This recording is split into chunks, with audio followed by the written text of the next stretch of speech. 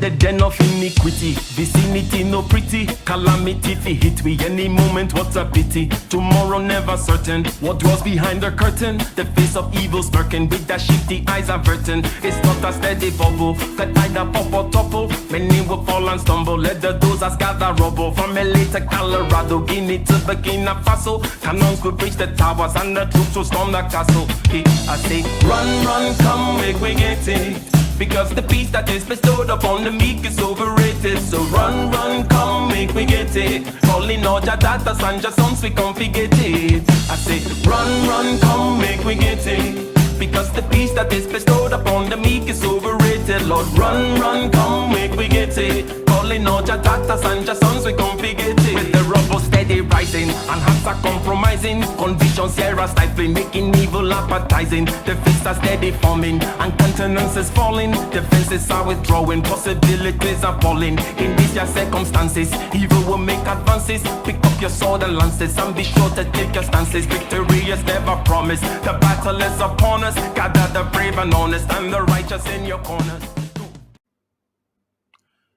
The truth, ladies and gentlemen, the truth behind the Rittenhouse case. That is what we're going to be discussing today. We're going to unearth the various aspects of the case, the evidence, what he was charged with, the exculpatory evidence and the inculpatory evidence, whatever that word means, right? And also we're going to talk about the facts surrounding the case, right? The public trial, if you will, or shall we say the trial by the public jury, or whatever the phrase is. This is a case that was used as a political football, and not just mere politics, if you will, but this is politics that is intertwined with racial feelings. The whole height of the Black Lives Matter protests all through the cities and whatnot. This case was intertwined with all that, so there's much to unearth. There's much truth to be told about this case. And the verdict is out, as we know, okay? The verdict is out. We are going to have that conversation with one of our favorite interlocutors. Here I go, using that word again. We're going to be having that conversation with one of our favorite interlocutors today, okay? And we would like to begin the conversation, right? We would like to begin the conversation by talking about some of the facts of the case. So why don't you begin, okay, Dr. Polymath, right? We want to give you your respectable moniker today so that people can trust you as you give to us the facts of the case. To the best of your understanding, what are the facts? What was he charged with? Okay, and then we can pick it apart as we go along. But just out of your memory right now, what are the facts of the case, sir? Okay, so let's begin. The case actually starts off from someone called Jason Black, or Jason Blake actually, is a black man. And what happened is on August the 23rd of 2020, he was shot 4 times in the back by the police. The police tried to take him into custody for a warrant on several charges, and of course Blake refused to be taken down, and he also refused to take the knife down, and he jumped into a vehicle. So what happened is obviously the police shot him in the end 4 times. What happened, of course, is people rioted. People didn't like it. Lootings and burning of buildings began shortly after. So obviously this is kind of the beginning of this whole case. A black man, Jason Blake, was shot 4 times by the police, and he was turned into a cripple, right? Now, there's an Illinois resident. We all know him as Kyle Rittenhouse. He had some connections to Wisconsin. That's where the man was shot, Jason Blake. And because of he has these connections, you know, he had done some connections with some kind of lifeguard there, etc. So he felt the need to go and protect his, adjacent neighborhood in Wisconsin, right? So he was armed, and he took what appeared to be a Western AR-15 rifle, and also some medical supplies. Some might say that the medical supplies was actually just a red herring, so that he can protect himself, you know, because he said, I'm going there to help people who have been injured, etc. Let me pause you here for a second, because this perhaps is a good way for us to kind of unearth the facts here, because basically you said that he felt the need to, he is in a different state, correct? Correct. Yes, right? he's not actually a. He's an Illinois resident, right? He's not a Wisconsin resident. Correct. What are his ties to Wisconsin? Well, he said, he has some, like let's say like a lifeguard position there that he had involved Okay, so himself he with. apparently like he worked there or something like that. Yeah. It also is the Right. case that his father is in Wisconsin, and his father Is and his mother was split etc. up. Correct. Split up, and mom is in Illinois, right there at the border. Basically, he's a border kid, right? A border Right. kid. His town is a mile away from the border, and he has some ties, family ties, right? Basically, it's his hometown insofar as his dad is concerned, right? And also works Yeah. there. So there are ties, and also he's close enough so that, because this context matters. If he flew, across the country, it'll be a different thing. But there was a state line crossed. Anyways, go ahead. Yeah. So he was armed with a Weston Smith sort of type AR-15 rifle, and he took medical supplies there as well. Again, maybe to help himself or others who have been injured. And that's the kind of defense that he utilized. He was going there to help people, right? Protect property and also help people. Now, obviously, there's also a curfew in place, and he obviously didn't abide by the curfew. So he did technically break the law, right? Or state policy during the curfew. Do By you being know out. about? Do you know the particulars about? Because I think there was an aspect of the case where he said that some business owners asked him to protect their property, and the business owners testified and said that they did not say that. But then there was footage of them conversing. I don't think there was audio of it, right?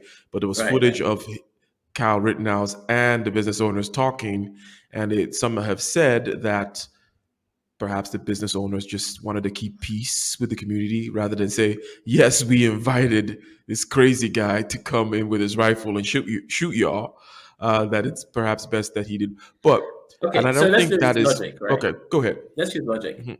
Obviously, business owners would want some crazy kid with the AR-15 like weapon to come and protect their property. Who wouldn't, right? That's kind of, that makes sense. The issue here is, first of all, it's illegal to go out there with a gun to go so-called protect property. That's not your job. There's insurance companies for that. There is police for that. This is an act of vigilante, which is actually technically illegal in the United States, depending on the circumstances. And in this case, going out during curfew to so-called protect property, even if you've been invited, is actually not legal, right? So even Okay. if it's the case that he was invited, that's policy-wise, it's not illegal for him to protect property with a weapon. You can protect yourself and others who are in danger of being attacked, but you can't protect property unless you are, some kind of bounty. You have to have some kind of state license of, protecting property, right? That they don't have I it. Police see. are I see. one of the few people that do have it. So even if that was the case, doesn't protect him at all. Actually puts him in danger of breaking the law, especially during curfew, because this is during I curfew see. time. Right. I He see. didn't So have to go curfew, across the state lines to go and get involved. If he was already there, 100%. that's a different The case. state line thing is important too in the United States. And if he indeed carried that rifle across state lines, it would have been a problem. Right. It turns out that he actually crossed the state line and then bought the rifle. Okay. We'll get to, there's a That human adds an aspect of extra this. case. After the, yeah, Premeditation. we'll get that. We'll get to that. We're still talking about the facts of the case. We're not talking about how we view Kyle Rittenhouse and the moves here. Okay. But basically, he crossed the state lines, picked up the rifle, presumably to protect things, right? Correct. Maybe they asked him to, maybe they did not ask him to. Okay. And then what happened, right? Again, Jason Blake shot, riots in town. He is there to protect, cross state lines, and then got the rifle. There were technicalities about whether or not someone of his age is allowed to have that rifle. The judge, I think, dropped that charge because the charge could not stand up to certain technicalities. I think the gun was too long or too short. I think it was too long because I think it was the funnier one. Like if the gun was shorter, because we all know when it comes to violence with rifles. It's that extra inch. That's what you got to worry about. When it's Yeah. that extra inch shorter, it's a problem. But anyways, that was a technicality on that as well. But please continue with regards to the happenings, if you will. Yeah. So, so the events took place near Sherman Road, where he remained. And what happened is obviously there was a commotion. A lot of people, rioting and issues happening. And there's a 36-year-old man called Joseph who became upset with Rittenhouse. And he decided to threaten Rittenhouse, of course, as things became more heated, twice actually, and also made threats to a couple others. So, he followed Rittenhouse into a car parking lot, and Joseph lunged towards Rittenhouse and tried to go for the rifle, during the Let's be clear exchange. here as to your source. Is there video? There is video footage of this, Yeah, right? yeah, there's video footage. That's why he couldn't deny this. Otherwise, because this is what Joseph also agreed to during the interview process, right? So there was a video. That's why he couldn't lie about certain specifics. So Is Joseph the guy with the skateboard? The guy that you tried to attack a rifle guy with a no, skateboard? that's a different guy. That's a different guy. Okay, continue, Yeah, please. that's a different guy. So Joseph, lunged towards the rifle, and Rittenhouse shot Joseph 4 times. And of course, Rittenhouse stayed there for a few moments while someone tried, first aid. And actually, Rittenhouse called people saying, "Hey, look," or the police, etc. Like, "I've killed someone." So he kind of gave himself away. Look, I've killed someone. So Rittenhouse headed towards the police, and tried to avoid the mob. Apparently, the as the mob police did became- not. Yeah, apparently, when he went to the Right. cops did not stop. The cops were like, I'm peace. They weren't as interested in certain, things. But I'm not going to go down there. I'm going to stick to what I know as the facts. So the facts is he Go tried ahead. to go towards the police, and the mob was basically trying to beat him up. So now, what you mentioned now is a 26-year-old man called Anthony Huber. So he hit Rittenhouse in the head with a skateboard, and Rittenhouse took a single shot and killed Anthony. Now that shot seems to be better because last time he had to take 4 shots, right, to kill Joseph. Now it takes him only 1 shot to kill this Anthony guy. So maybe So he's getting better at this video game. He's getting better at this video game. So now what happened in the end is the guy who actually kind of, I believe, let Rittenhouse off this case because his testimony actually kind of went against him, right? Gage Grosskreutz, right? 26-year-old again. He believed that Rittenhouse was an active shooter. He came there to kill people, and he had a Glock semi-automatic weapon concealed, right? Although his permit had technically expired, right? That's an interesting consideration. Now, this guy obviously was shot at by Rittenhouse, but only when he had pointed the gun at Rittenhouse. And also the case is that these guys actually chased Rittenhouse. It's not like Rittenhouse just started pointing guns at random people. These people had already chased him. He was already in a heated fight for First survival guy mode. lunged at Right. Rittenhouse, shot Exactly. 4 times. Second guy skateboarded Rittenhouse, on the shot head. That's once, hit him on the Right. head. Okay. Third guy pulled out Glock after, I believe the guy was already on the floor for some reason, Yeah, right? it was Am a I correct? concealed Glock. That's the thing as well. So he's already like trying something a bit, dangerous out here. Not trying to make it clear that he's armed. It's that kind of night. It's Fair enough. But we're talking about it's the a law. blood moon. Blood moon. Go ahead. Yeah. So now the issue here is obviously his permit had expired. He did technically have one at some point.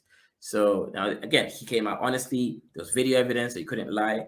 But the truth is, Rittenhouse only shot after he had the gun pointed at him, and he's not the one who started shooting at people. People shot at him, or rather, pointed their guns, weapons at him, hit him in the head. And these are the facts of the case right now, because Correct. I know that some people may be listening to you and saying things like, well, it sounds like you're trying to I'm paint the trying picture in anything. a certain way. You're like, oh, Right. Rittenhouse was not the first to. It's like, well, but these are the facts of the case, and there is Right. footage, right, that people Correct. can go look up to see these things happen: the lunging, the skateboarding, the pulling out of the Glock, right? Right. Okay.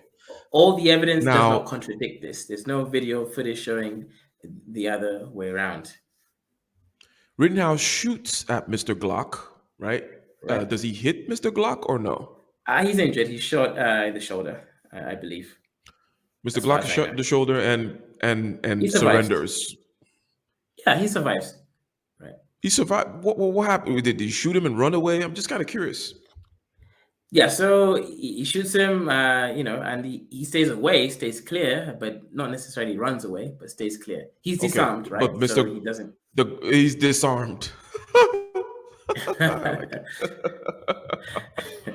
Right. Okay, cool. So Yeah, I'm dislocated not his so sure if shoulder. he runs away necessarily, but yeah, he's disarmed. Okay, so the guy is disarmed now, and then Rittenhouse is charged with murder, first degree murder, manslaughter. What exact do we know? Can we pull that up? We know he got acquitted. Okay, but and we've now seen the facts of the case, including the background, starting with Jason Blake, right? Jason Blake getting shot, protests in Wisconsin, Rittenhouse, border kid, has ties, right? Has ties with Wisconsin, but he's in Illinois. He comes through, and then all the things that you've written out, you've laid out, shall we say, happened. Did you say written Now, out? yeah. It was Rittenhouse. But Yeah, so yeah, go ahead. what was he charged with? Cool. So let's go through it. The first count is first degree reckless homicide.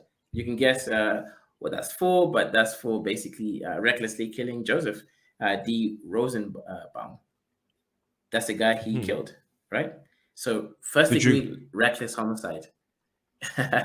You know the name, space people, huh? Shout out to Dave Chappelle. But anyways, so it's a Class B felony carrying a basic sentence of up to 60 years in prison. Being reckless, hence, going out there with, all that stuff about the gun and all that stuff. The second count, right? First degree. Now, notice this, right? Both are first degree. Whenever it's a first degree, anything to do with murder or whatever, reckless endangerment of death, it carries a heavy sentence. You notice the first one is 60 years, right? Second count is first degree reckless endangering safety. Right. So this is again, it's for recklessly going into somewhere and causing issues and being disregarding of human life. So, for example, Rittenhouse Okay. is charged of endangering two people's lives who, according to the criminal complaint, had shots fired towards them.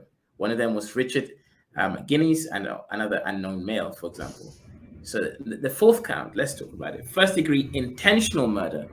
So this one is analogous to the first one, and this is for killing someone intentionally, especially with a one shot. I'm guessing that's where the intentional murder came through. Okay. Right. So the lunging And then was, there's a fired couple more. back. Okay, gotcha. Go ahead. Couple more charges. Go ahead. Yeah. So again, I was right. This one was towards Mr. Anthony M. Hubert, the first degree intentional homicide. Another one, count 5, attempted first degree intentional homicide. Again, this is through Gage Grosskreutz. So, shooting him, whether he The died or Glock not, guy. intentional, hence exactly intentional homicide. He intended to kill him, but obviously he didn't die. Then another one is just like a minor one, aggravating, use of a dangerous weapon, all that stuff. So those are the main charges.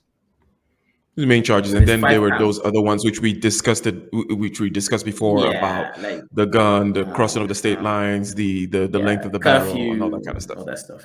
Correct. Okay. Okay. Now, okay, he was acquitted. Now Of that all charges.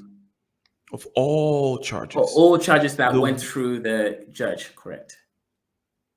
yes, because some were dismissed, as we mentioned before. The reckless one that you mentioned. What exactly was it? What was that charge again? The Yeah, reckless homicide. So mostly for because killing that's the or one. shooting of Joseph, right? That's the one. It seems to me, and I'm no legal expert by any means, right? But that's the one that would involve all the you shouldn't have been there with a gun. Am I getting across here? Right? Yeah. Yes, because that's the one that will have to do with the circumstances around the thing. Yes, Well, and that's why it's you reckless rather than intentional homicide. yes, Exactly, because that word reckless there, means there's certain circumstances surrounding what you did. You put yourself in Uh-huh. this kind of situation, which And is also it's regardless of whether stated or as not you were homicide. reacting. Correct. And that's why Aha. it's homicide instead of murder. Homicide just means you've killed someone. Right. Go ahead. Yes, yes, yes, yes, yes. So I'm rather surprised at, well, that's the one that I thought would definitely. Now, Catch him. let me not. Yeah, I thought that one will catch him. That was the one Put that was him heavily behind litigated bars. in the court of public opinion. I finally come Right. with the phrase now. The court of public opinion. That's the one that people talk about. That was heavily litigated in the court of public opinion. The whole idea of crazy white supremacist crossing state lines, armed and ready for battle, Well, and it's da da da interesting, da right? da. There's cases slash evidence, people's, saying things like he was seen after the case making salutes to white supremacists and having ties with white supremacists through certain, unions and stuff. Now, I Salute, can't sir. verify these things, but yes, this is what has been said out there. So he's been linked to white supremacy. And I'm not talking Whoa, about, whoa, whoa, whoa, whoa, whoa, it's whoa. Hold on a conservatism, second. right? When you say link, Okay, so people have said that he has ties to Okay. them. He knows people and also made salutes to certain people. I haven't seen the evidence myself, but that's what people have said that know him. Some of them have said these things, Okay. that these things have happened. Gotcha. I see your point there. Now we're moving into, because the facts are the facts. He was acquitted, right? And neither of us is a legal expert. So now let's move a little bit into the aspect, as we wind this down here, of court of public opinion, which was heavily played out in the media. And then we're going to talk about the political football and the racial aspects of this. I think that on the part of the people whom were rooting for a conviction, represented in the media by channels such as MSNBC, there was a lot of recklessness, in my opinion. This is purely opinion now. Because they would say things like the phrases which I used earlier about white supremacist, armed and ready for battle, and all that kind of stuff was used rather loosely by them. And I don't think that doesn't really have much to do with the trial. But I don't know. What are your thoughts on that kind of language, right? Because don't words have meaning anymore? Do you have to be a white supremacist in order to be guilty of murder? You get what I'm saying here? Because the Right. idea of trying to paint, sometimes it backfires Well, at you. he's not right? guilty of If you murder. go ahead. Sorry. It can't. We don't know his intentions. He wasn't charged of murder, yeah. But Right. do you have to be guilty of any of the? Do you have to be a white supremacist to be guilty of whatever was charged? So why throw that in, even though that's the one they would have least shape? There's not a lot of evidence for that. Well, according to the zeitgeist, right? And the zeitgeist meaning the current times, the spirit of the times. White supremacy is seen worse than even murder of an individual life, because white supremacy is seen as a disease, a cancer that has to be uprooted from the shared space, the reality that we all partake in. So the point here is, him being a white supremacist is way worse than him being a normal murderer, because then he instills fear into, let's say, Black, Hispanic, and other so-called minorities, and that's a way worse sin than a single life being taken. So that actually matters way more than the murder aspect, him being a white supremacist. Do you think that the media, these particular channels, saying that? Because on the other hand, too, Sensationalizes? you would, yeah, you would have the Fox News, waving the American flag over him or They're something. gonna make money, That's on the right? other side.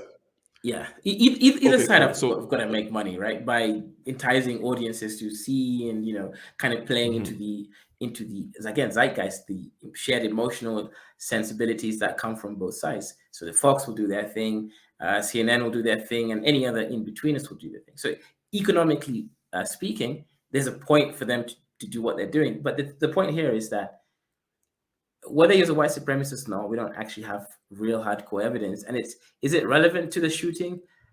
It's relevant in the intentions aspect, meaning he did have an intention of going there to protect things. And it kind of reminds me of the white South Africans who, Evidence has shown that some of them have been, uprooted from farms, which some of them took unlawfully at some point. Some of them didn't. Some of them did buy the farms legally within the last few 10 years, etc. But there's a sentiment where a lot of South Africans were being attacked by rebels, just a group and bandits, and they were mostly white South Africans, right? Maybe their housemates were black, but the point is, a lot of the Rittenhouse kind of kid looks like he's going there to kind of protect his people from rioters. And you know how the media always portrays a black man as being this violent creature that is going there to riot. But when it's a white man rioting, it's seen as, the people are going a bit rowdy, right? But when it's a black man, they call them thugs. And this is a real thing, right? This is statistically real thing. We're not making this up. And some could argue that and say, look, the white supremacy aspect matters. This is a war. This is a civil war that's been going on, or at least brewing. So it is important. This is how many 17-year-old kids feel with guns. And you see, again, 17-year-old white kids can go out there with the guns, right? Carrying it across, curfews and stuff. And they're not quite charged with it. But a black kid, right, did the same thing, and the police were evidently there. They would be stopped before their tracks of going very far. And there's been a lot of YouTube videos, example of this. You could say some of them are contrived, but statistically, I would agree that this is the case. Statistically, we can agree that that's the case. We can put the timeline in terms of how far back we want to look at wherever we want to put it. And even up to yesterday, right? Statistically, what you're saying would be the case. So the ways in which people then choose to write about it, I would say, well, I guess doesn't really matter that much, because a sensational way to write it will be, Rittenhouse has been acquitted. This shows, acquitted of murder, they might say, right? And that this shows that Black people are not safe from those, right, who feel threatened by their desire to change the racist ways of the country, right? Interesting thing is, funny because there was no black man shot in this, this exchange. But you could argue that it's the spirit of what these rioters were involved in. Let's get to that point, and then we'll talk about how crazy Rittenhouse is. Okay, and we'll close with that. But the point is, it is interesting that the Black community is rooting for the conviction of this white guy. And by Black community, I don't want to paint with a broad brush, but I am painting with a broad brush here. So pardon me, okay? I mean, indulge me. Painting broad brushes. I mean, that's what it is. Yeah, it's not fine brush, right? It's not a fine brush, so I ain't got time for fine brushes right now. So that broad brush statement is, here's a particular community rooting for the conviction of this white guy for killing other white guys and shooting at a third white guy. And explain that. We just gave the background of it, but explain it, because we talked about the Blake, we talked about Black Lives Matter, we talk about all that kind of stuff, but add a little bit more context, or just why does it make sense? Why does that make sense? I don't want to be too philosophical, but you know about latency, right? Right now we're communicating through the internet space, correct? And there's a bit of latency between the audio. Same thing when you record music in your program like Logic or Ableton, whatever your interface program you're utilizing. So, pardon my COVID, but there's a latency between the ideas, concepts, and actions that occur in any kind of space and time. So right now, because of, as you said, the Black Lives Matter circumstance, shooting, Black people being killed, the fact that this whole case was sort of started because of a Black man being shot and made into a cripple over, not much interactions, knife and whatever, he shouldn't be killed for it, or rather made it cripple for it. That's where the origin is. So people tend to focus on the origin. The case specificities don't actually matter. This is simply just I don't want to be too abstract here, but think of it like Ethiopia fighting Italy. Italy would go there and say, Ethiopia fought back, so we have the right to go and invade them. It is just, people are just playing ball. They're trying to find the best way to sort of convince the masses of one story or the other. But the main point here is there's a cultural war going on between Black Lives Matter and some other aspects of more conservative societies, and this is just the war. If we were in a Hmm. tribal system right now, let's say one tribe, let's say the Igbos, are saying that the houses are doing this. The houses will say the same story, and the thing is, both will be correct in their particularities of their stories, mostly, but they'll be incorrect at the totality of the picture, right? That's just what Hmm. this is. It's a tribal warfare. Each side is going to be blind or unwilling to concede on particularities. The case is just there to be utilized as a weapon for both Okay. sides. How strange is it to you? How familiar are you with these types of people? Should we say the Rittenhouse family? I believe he was driven by his. Do you know I mean, whom? he did he walk or did he Go drive ahead. there? Pun I, intended. I don't know if he walked or if he drove, but I think that the parents were somehow involved or at least had knowledge. I know Yeah. the parents were split up, but I think that there was some adult, other adult that participated in this. Now, generally speaking, having adults participating, and you know what? Hey, there is, Mr. Blake, a black guy, got shot across state over there. Things are hot. Okay, let's get my 17-year-old in a car and let's drive him across to rifle him up. Okay, now some of the things I might be saying may be factually incorrect, maybe but you get the picture, right? Yeah. Do you know these kinds of people? How strange is this to you? How crazy is Kyle? Forget whether he's guilty or not. We've already laid out the facts of the case, and we laid out all kinds of things regarding also the court of public opinion and the media and how it was handled and why the black people are rooting for. All that stuff has already been stated. But let's just look at the facts.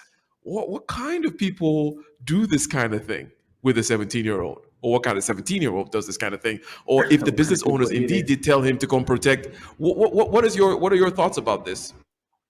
You said what kind of people do this with a 17-year-old? I think they're called R. Kellys. But to answer your question more, more straightforward, is that these kinds of people are your community people. The people who are FE, extroverted feelers, they feel as though they're part of a particular community. They exclude others from that community, and they feel like there's a need to go and protect that community, right? So these kinds of people tend to be controlled by the circumstances, externality. So whatever's happening outside of themselves, they want to get involved, and they feel like the need to protect the community that they're part of from those who seek to destroy it. And this is what Okay. this kid said. So to be clear, right? This is not about an ideology. This is about basic No, human psychology, right? yep, This yep. is that there's some people out there who like to tribe up more than others, right? That's Generally it. speaking, we're tribal, right? But there's some people who like to tribe up more than others. There's some people who like that high school cafeteria clique a little bit more than others. And there's some people who like to they open up their windows, they look at the rolling hills or the flatlands or whatever, and they feel something about that land and the little shed in the corner and Miss Doubtfire over there. And they have a sense that I need to protect this somehow. They could be black, they could be white, they could be Asian. They could have a philosophy of capitalism, communism, white supremacy. It doesn't matter what it is, but these are the types of people that we're talking about. And in the sense that, because we're trying to humanize so that we can understand, not so that we can Uh-huh. pardon or whatever.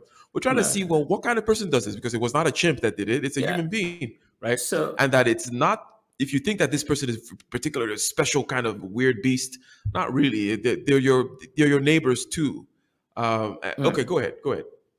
Yeah, so in fact, if you were to ask me my opinion on whether I think he's guilty or not, in reality, forget the law. The law is a particular, uh, you know, point in Hmm. what we deem as guilty or not guilty. I think he's guilty, right? I think the guy went there with medical supplies, knowing that he can use that as an argument.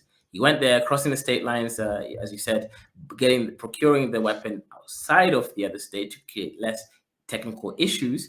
He did everything and he planned. This is premeditated. The murder, he may not Supplies. premeditated. Ha, supplies, get it? Surprise, supplies. Anyways, so he may not premeditated to kill Anthony or anything like that, but that's not the point. He premeditated to go there and hopefully something kind of shoots up. He can protect himself. He's probably been practicing taking shots, right? Of course. Hmm. If you ask me for my intuition, I think the guy's guilty. He went there to get some kind of problem, and he knew that he had Okay. trained more than the people there because it's a rioters, not trained people Mm-hmm. who have been focusing on this whole thing. So yeah, I think he's guilty. So I'm going to leave that out there. Mm-hmm. But in terms of the Mm-hmm. law, that's what we can only go with evidence, what's sat out there, what he's charged with. I think he's innocent according to the law. But in reality, I think this brother out here is a little bit guilty, probably a little 100%. bit, Okay. you And by know. the 100%, I'm saying I understand your intuition there Right, in the right. sense that if, okay, so we've described him, we've humanized him in a certain way where it's like, oh, it's just one of those people that feels a connection to the land. They feel a connection to that cafeteria. They feel a connection to Right. that kind of a thing. They tribe up more than others. And this has nothing to do with race or Nope. ideology. It's just human psychology. Yep. Actually, most people are that way. It is Uh-huh. the rare bird that actually sits in the corner and doesn't join the group in the high school cafeteria. We know that, right? Yep. Yep. So, your typical high school cafeteria type of person. And then he is that type, his particular bag is to, have a gun, maybe have special kind of training.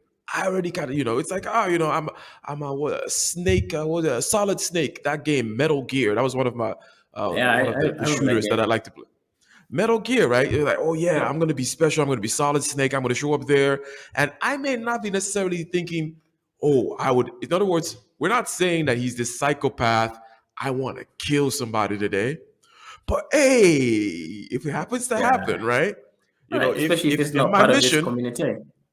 exactly, if I'm on my mission as Solid Snake, and these guys are out there, whatever, I'm gonna give Yeah. them what's for, right? I'm out there Yeah.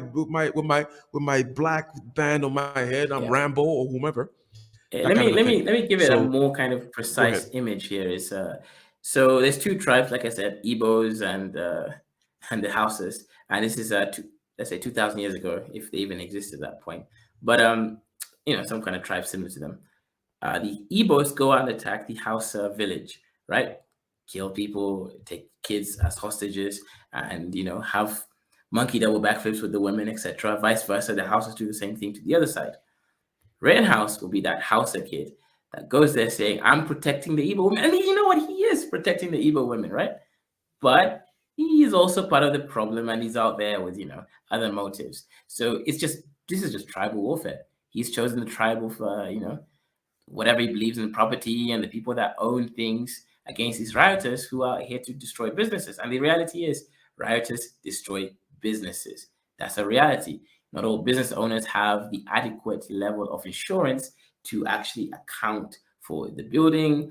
Maybe they don't have permits in certain aspects. They can't actually get the money back. Maybe they have insurance for the building, right? But not for the actual contents of that building at the level that's required by the state laws. Maybe they have to bribe someone to actually get certain things, licenses through the city gates. There's a lot of things going on here. So Yes, and we promised truth, ladies and gentlemen.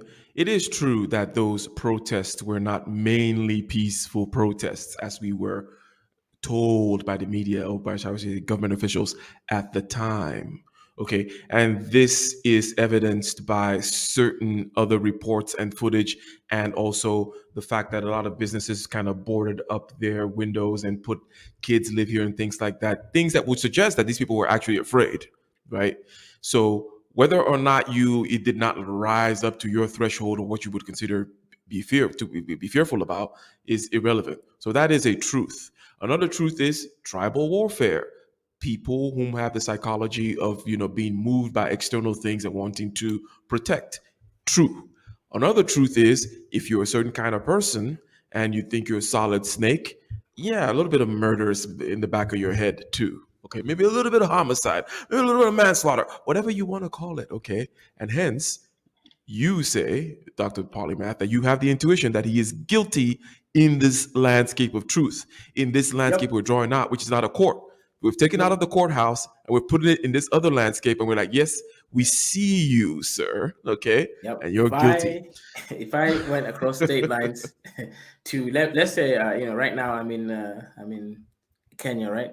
If I went across the borders into Garissa and into the northern borders of Kenya, Somalia, to go and protect the borders from these Al Shabaab people, let's just know I'm there for more than just protecting people. I'm there to enjoy myself, kill a few, Get a few shots terrorists. in. Exactly, Yes. right? And we're Yeah, not I'm not making there. light of the situation. No. Definitely not. We We're not understand, making light of the situation. people died, Yes. and also one poor black man. I don't know if he's poor, but anyways, he's now in poorly shape. One poorly shaped black man is suffering, and we are here. We love all people, all shades of black, pun intended. But because there's no such thing as white or black color, they're all shades of the same color, black, right? So that's, anyways. So right. Oh, Jesus Christ. Interesting. It kind of reminds me of an interview I saw of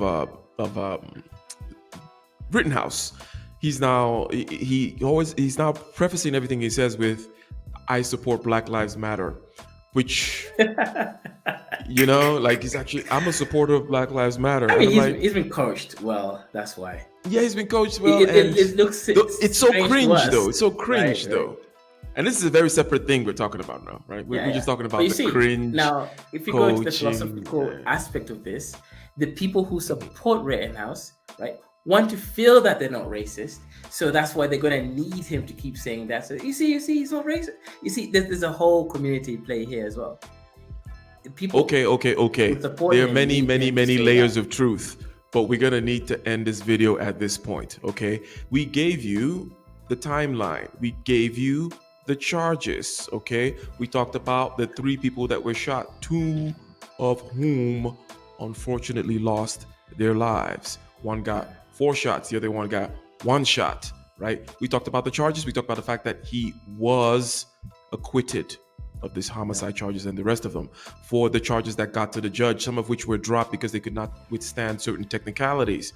We then talked about also the political aspect of things, the racial aspect of things, the court of public opinion, the way the media handled it. And then we went into a different landscape of truth, talk about human psychology, tribal warfare, and why we can intuit the guilt of this person, a different kind of guilt than what will be said in the court, okay, and the letter of the law. Okay, and this is the truth. Now, you let us know down below in the comment section what you think about this. Have we delivered on our promise of the truth, which we know could continue? And as you saw that I had to cut off Cape Polymath here, Dr. Polymath, giving him extra gravitas today. I had to cut him off because the truth goes on and on and on and on, right? Yep. But it's a jury case, with that, even a judge case, right? So, ladies and gentlemen, until next time, we are out. Thank you.